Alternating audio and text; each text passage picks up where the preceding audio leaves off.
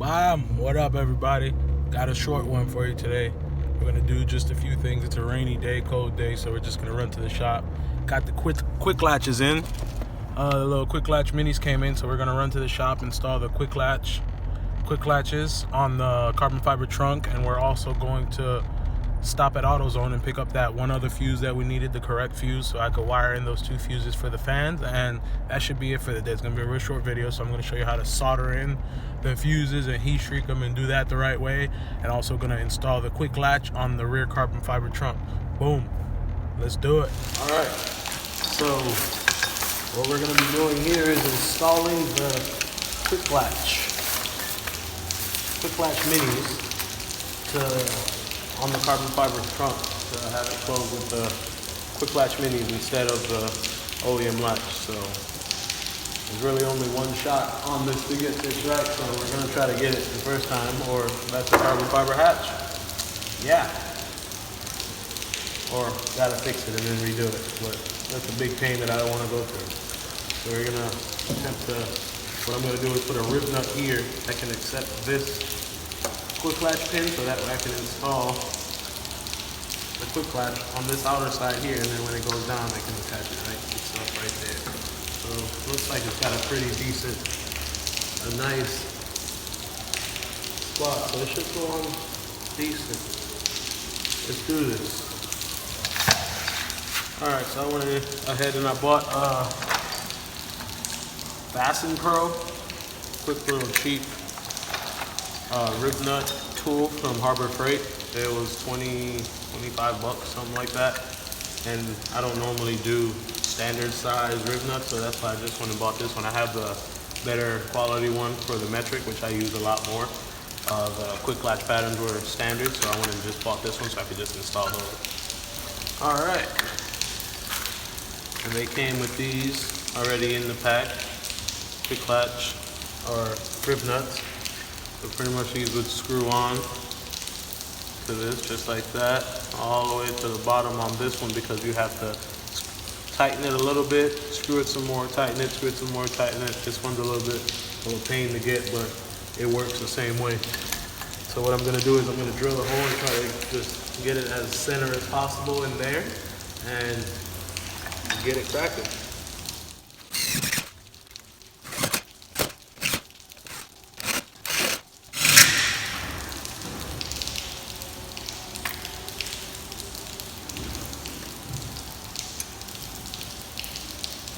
Alright, so before I install this all the way, I'm going to go ahead and test the pin and see exactly where it lines up. I have this guy installed right here. Well, I have it drilled, and I drilled the hole so the rivet nut can go right there, and then once I put the tool to it, it will get it fully fastened in. And it's at a slight angle just like the trunk, so that way it can line up to the hatch, and the pin will screw into it like so, but it won't spin once it's been put in correctly. Yeah, it'll go just like that to the trunk. This should work very nicely.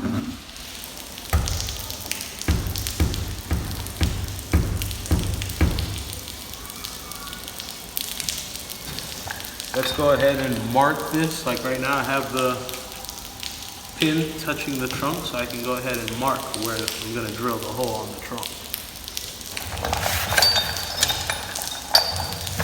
Just grab anything with a point, that way I can reach in there.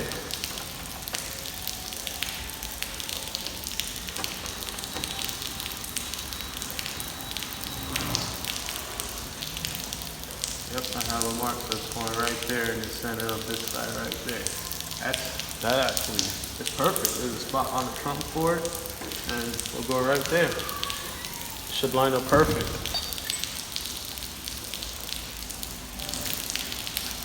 So what I'll do is I'll go ahead and install this rib nut.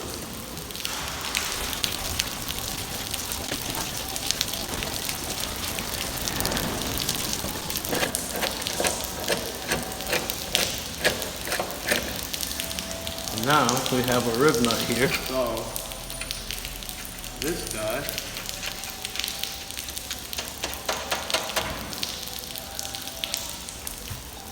And that should line up to the trunk right there.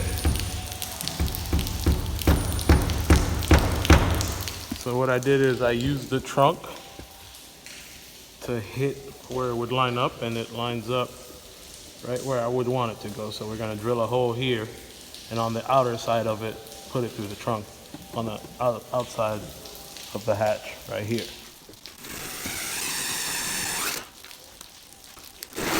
All right, what I'll be doing here is using this Dremel to go ahead and open up that hole so I can get a big enough hole so I can fit the washer that goes in behind the quick latch, so we can go ahead and secure it into the trunk.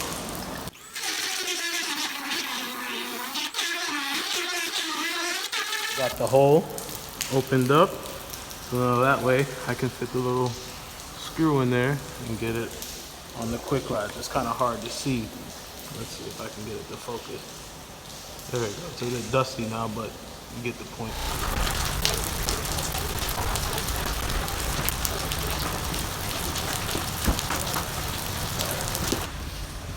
This here sort of gives you a view of what it looks like on this side of it. You can see got the trunk open on this side, so that way you can install the quick latch on the inner side right there.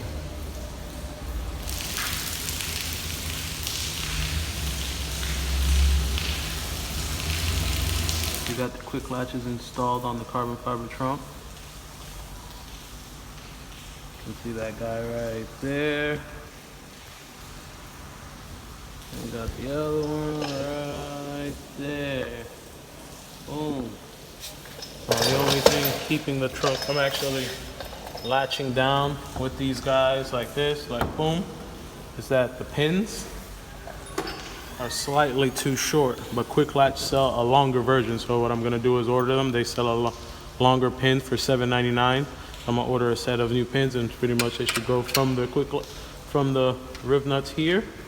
And then pretty much I will just use the nut and fasten this down. This would be secure here, and then the trunk would come close down into the hole, and then these would click on, click, click, and the latches would be installed. So pretty much they're installed. I just need to go ahead and order the longer pins, and we're good to go. Bam.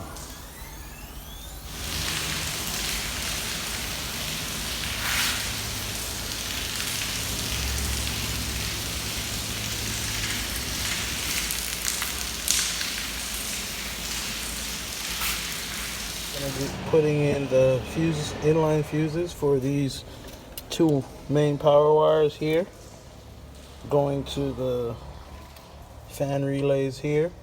So what I'm going to do is we're going to add these two inline fuses to one of these each lines, and then both of these lines are going to go ahead into this power junction here. Just go ahead and loosen up this Allen and just add it into here. I have an easy way of just adding power here because of this junction, but you can just tap it into the fuse box if you're putting your relays inside the car. So yeah, we'll go ahead and boop, boop, get these going. Okay, so since this is power, obviously, and this came with black wire, it's going to a red wire, so I'm gonna be using red shrink wrap to go over it. So what I did is I trimmed the little ends off the wire just so I can expose a little bit of the wire. I'm going to go ahead and slide in my shrink wrap over the wire first before we get to connecting anything or soldering anything. Just slide this all the way over and give it some room. Slide it back like so. I'm going to go ahead and get these two wires connected and soldered. Not the cleanest solder, but it gets the two wires on. Not a pro, but gets the job done. So now that the two wires are soldered on, you just want to slide heat shrink on and then give it some heat and you're good to go. Then you want to do the other side. The other side I'm going to actually leave open. I'm just going to put that into here. We're good. All right, we got one of them on. So now we just repeat the same process for the second one, and you've wired in the two inline fuses. Got a much cleaner solder on this one. Looks like you did a better. camera's not letting me get a good view, but this one's way cleaner. Alright, now we have everything fully wired in. They're inside of this power junction here. Let's put this cover back on. Boom. So now everything's away.